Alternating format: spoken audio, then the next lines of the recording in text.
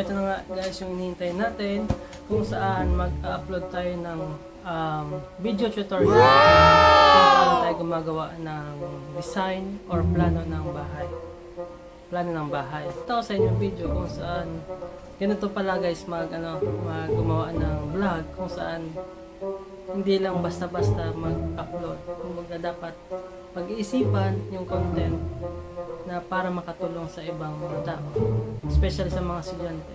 So, gagawin ko ito hindi lang para sa, syempre alam nyo na, yung gagawin ko ito para makatulong din sa mga beginner kung paano ba sila matulungan sa paggawa ng mga plano, especially sa mga estudyante.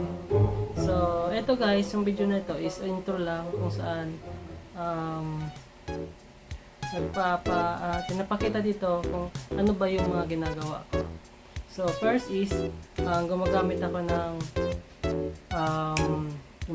ng AutoCAD, SketchUp, Lumion, and Photoshop. So, ano ba ito? So, abangan nyo yan guys sa mga episode na vlog ko kung saan iisa-isahin natin kung paano ba tayo makagawa ng isang project hanggang sa pinakadulo. Floor plan, elevation, hanggang sa 2D and 3D po siya. So, abangan nyo yan guys. So, ngayon, papakita ko sa inyo yung ano ba yung nilalaman nitong content ko na to. So, ito sa video na to, tapusin nyo guys. Thank you very much po.